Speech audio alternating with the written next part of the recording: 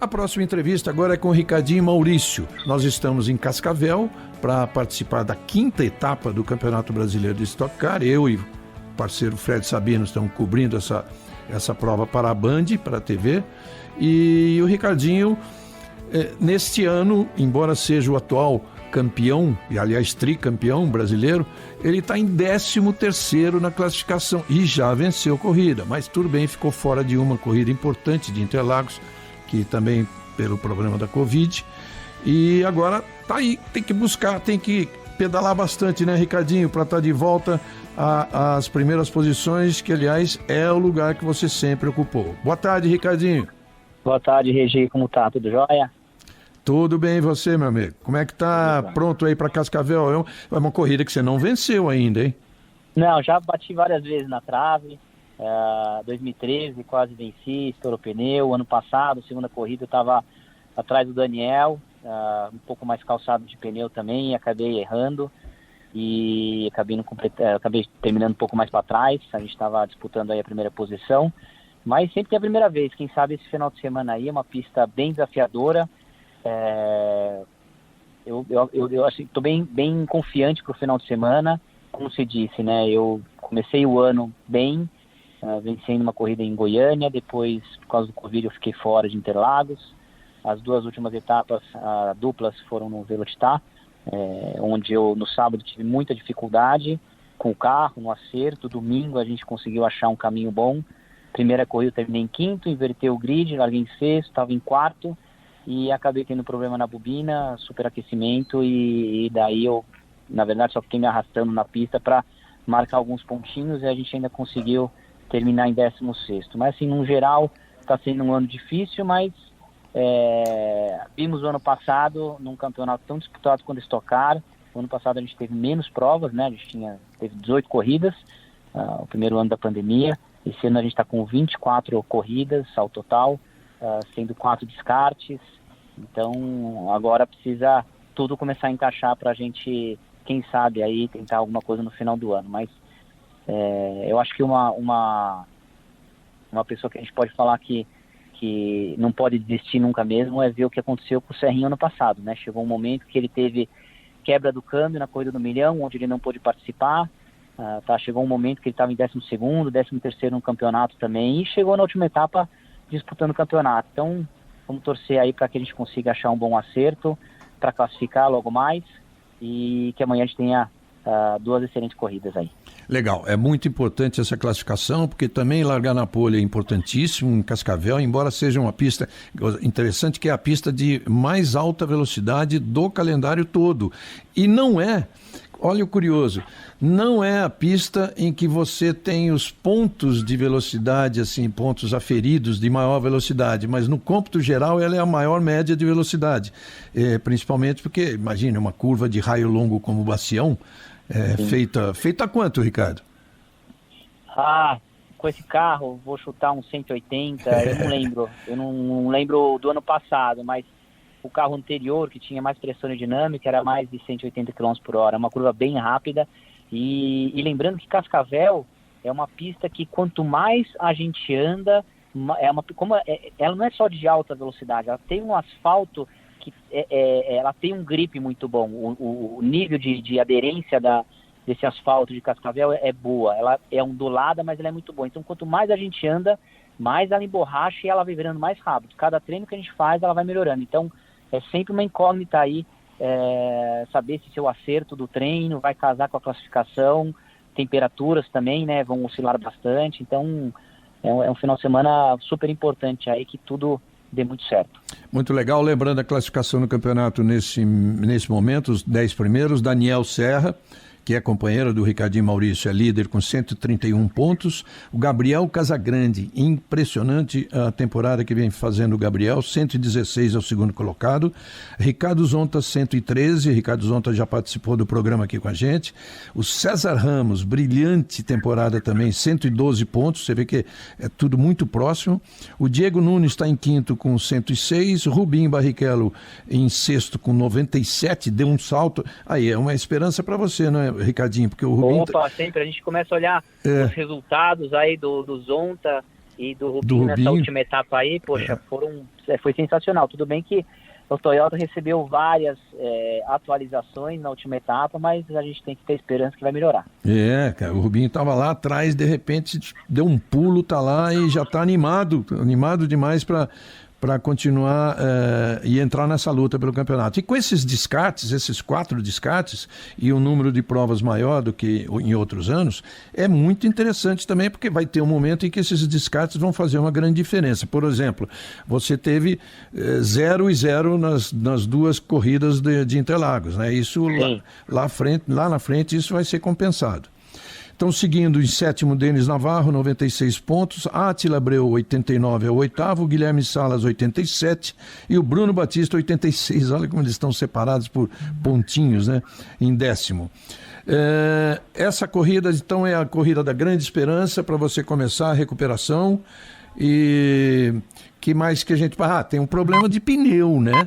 Você falou, tem um grip muito bacana, muito legal, tal, mas é um desgaste, de certa forma, perigoso para o piloto que não sabe administrar bem o pneu, não é, Ricardinho? Sim. Hoje em dia, né, não só Cascavel, várias delas, né, a gente precisa administrar sim os pneus. É uma pista onde ela é bem ondulada, então assim, a calibragem ideal é importante. O ano passado, na primeira corrida, a gente estava com uma calibragem na cabeça, achando que a pista ia esquentar para a corrida. A gente acabou saindo um pouco mais baixo, não sei se você vai lembrar, mas 3 dos carros do Meinha furaram o pneu. Sim. Eu, Bruno e Zonta. Só o Daniel conseguiu terminar a primeira prova, e mesmo assim, quando ele parou, o pneu dele estava no chão quando terminou as provas. Então, assim, o acerto da calibragem ali é muito importante, porque é uma pista super rápida, onde o carro balança bastante, então ele sofre muito, né, no amortecimento do pneu. Então, assim, a calibragem, o bom acerto do carro é essencial ali para você não ter o desgaste excessivo.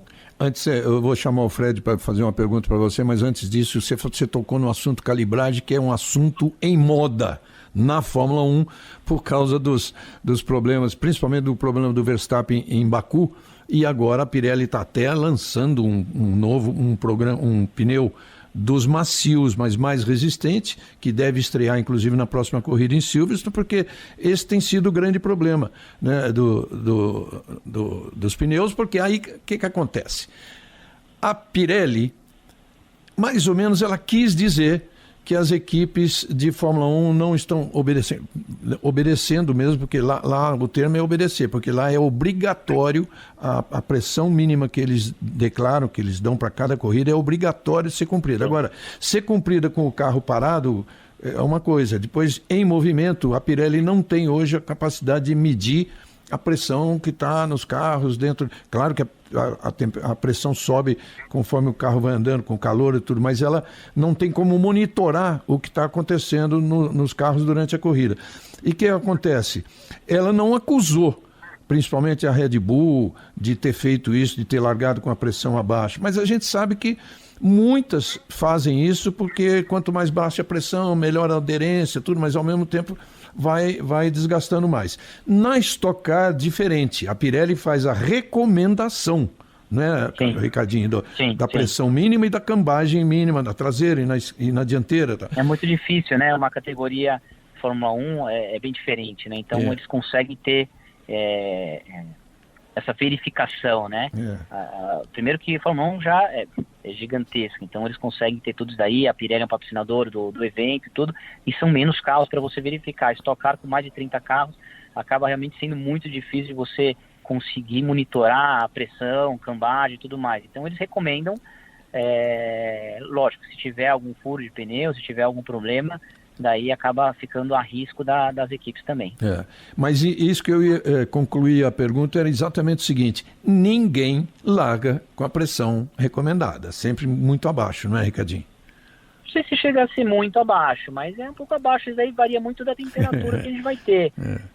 Você pega Cascavel, que está durante o dia um pouquinho melhor a temperatura, mas muito frio de manhã, até que ok. Agora você vai para uma Goiânia, uma pista que acaba sendo final de ano, Interlagos, Goiânia, com bastante calor, daí sim acaba tendo que baixar bem a calibragem, mas a equipe ela faz, às vezes você nem precisa sair tão baixo do box, você faz aqueles box, você tem o warm-up da corrida, você faz o box aberto e daí você ajusta, entendeu? Mas a preocupação maior nossa dos pilotos é quando a gente sempre começa uma corrida, se você prestar atenção, as 2, 3 primeiras voltas, os pilotos evitam bater de lado muito forte nas zebras, entendeu? Então você vai ver amanhã na corrida ou até outras pistas que a gente evita ao máximo para não quebrar o ombro do pneu, para o pneu não dobrar tanto e pegar na zebra tão forte que pode causar um furo.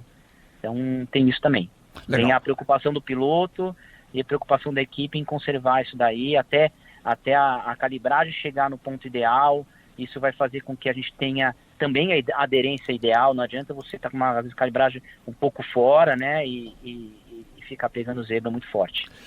Então, Fred, o que você quer saber do Ricardinho, que a gente sabe que um piloto que além de muito talentoso é um estudioso, é o técnico, é aquele cara, aliás, é o cara quem eu procuro antes de cada corrida para me dar as informações, porque ele tem uma leitura de corrida fantástica.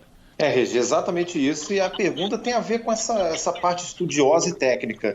Ô, Ricardinho, vocês estão aí em Cascavel, vocês estão pegando o grande desafio da curva do Bacião, que é tida por muitos aí como a mais desafiadora da categoria.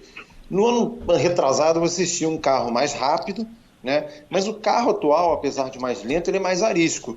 Como está sendo essa adaptação de vocês a essas novas condições da Stock Car nessa curva do Bacião? E repetindo que a pista de Cascavel, embora tenha muito gripe, é muito ondulada, então é um tipo de condução muito delicada, né, Ricardinho? Muito difícil, né? O carro desses 2 últimos anos, Fred, é um carro mais difícil de guiar. Ele é mais lento, mas é mais difícil por quê? A gente perdeu muita pressão aerodinâmica, né? A categoria tirou a pressão aerodinâmica dos carros, então faz com que os carros consigam andar mais próximo, né, no vácuo. Eles colocaram uma altura mínima também, então o carro é um pouquinho mais alto do que a gente dava com o carro em 2019. Ele, por causa da lata, ele ficou um carro um pouco mais pesado também. Então tudo isso daí faz com que o carro, você tendo o carro com mais peso em cima, você tem menos aderência, seja menos aerodinâmica, menos aderência ainda. Então a gente tem um carro que tem a gente tem um pouco de dificuldade às vezes de achar o balanço do freio, né? A gente às vezes nas frenagens a gente não tem aerodinâmica para nos ajudar a parar o carro. Então a gente acaba exigindo muito dos freios durante a prova, mas como você disse no Bacião, o Bacião a gente faz mais lento do que o carro que a gente andava em 2019, sim, mas que nem o ano passado. O ano passado eu rodei na última curva. A última curva em Cascavel é uma curva de terceira para quarta, depende do acerto de cada um. É uma curva rápida, só que ela é bem ondulada. Eu abusei um pouco na entrada, peguei o bump meio de lado e minha traseira soltou. Então, hoje, quando você tem um carro meio traseiro, quando você pega uma ondulação ou uma zebra meio de lado, é muito mais fácil você rodar. Por isso que hoje em dia, nas transmissões, nos treinos, vocês conseguem olhar aí o pessoal rodando muito mais fácil, por causa da dirigibilidade do carro, que está mais difícil mesmo, entendeu? Por o carro ser mais alto, ter menos pressão aerodinâmica, ser mais pesado, então ele rola mais, e é por aí. Legal, vou deixar para o Fred fazer a última pergunta para a gente estar chegando aos finalmente aqui do nosso programa. Ricardinho, pegando esse gancho de você ser estudioso também, você está na Stock Car já há mais de 10 anos, seu primeiro título foi em 2008, e a categoria está vivendo um momento muito especial, né? Já com mais de uma montadora novamente, um carro já na sua segunda temporada, grid cheio de novo, mesmo num tempo de pandemia. Eu queria que você fizesse uma análise da evolução da Stock Car ao longo desses anos todos e como é o momento atual da Stock Car. Então, eu entrei na Stock em 2004 e era câmbio sequencial na época ainda. A gente não tinha, né, toda essa evolução da segurança interna do carro também. A gente usava concha ainda, né, nos bancos dentro do carro. Os carros hoje muito mais evoluídos na parte de segurança, também na parte técnica, evoluiu bastante os carros, e não só os carros, né, a categoria como um todo, as equipes, os pilotos. Você falou sobre ser estudioso, todos nós somos estudiosos lá. Você pega o Daniel também, é um excelente piloto, está sempre lá o dia inteiro lá, mastigando o computador dele, junto com a equipe, os nossos engenheiros, o Meinha e todas as outras equipes, né? Então, você tem que, hoje, estocar, você precisa correr atrás do detalhe, porque você pega aí, eu entrei no top 15 o ano passado, na disputa do título, eu fui 15º, e o Missi foi, o argentino foi, o Rossi foi 16º. Se eu não me engano, foram 9 milésimos. Então, por 9 milésimos, eu poderia ter perdido o título, porque eu estaria em 16º na classificação, impressionante. E eu não conseguiria ganhar a corrida, entendeu? Então, assim, é muito detalhe que a Stock Car precisa. A gente teve uma leitura na classificação diferente, o nível de aderência ano passado nessa corrida da final, a gente teve um entendimento diferente, a gente errou na calibragem, a gente saiu na hora errada da pista, a gente foi para dar de 2 a 3 voltas, gostaríamos de dar 3 voltas, a pista foi melhorando volta a volta, e o nosso box era o primeiro, então quando a gente saiu, a gente pegou um trânsito tremendo, eu e Daniel, a gente conseguiu só dar 2 voltas, muitos pilotos 3 voltas, essa terceira volta foi uma volta extra aí, que a pista foi melhorando, quase me tirou do Q2, então assim, a categoria evoluiu muito, os pilotos estão muito acirrados, muito bons. Você pega ali pelo menos uns 15 pilotos, você pode falar que tem grandes chances de ganhar uma corrida, né? Então, a gente está aí com uma categoria super disputada, um carro muito difícil de guiar e trazendo muita emoção aí para quem está em casa assistindo. Legal. Então, vocês ouviram aí Ricardo Maurício, atual tricampeão da Stock Car. E, Ricardinho, muito boa sorte na classificação daqui a pouquinho, que Valeu. Você inicie hoje a sua recuperação no campeonato, tá bom? Vai dar certo. Vamos lá, Regi. Obrigado. Vai dar certo. Um abração. Até mais. Até depois. Um abraço. Bandeirada com Reginaldo Leme. Rádio Bandeirantes.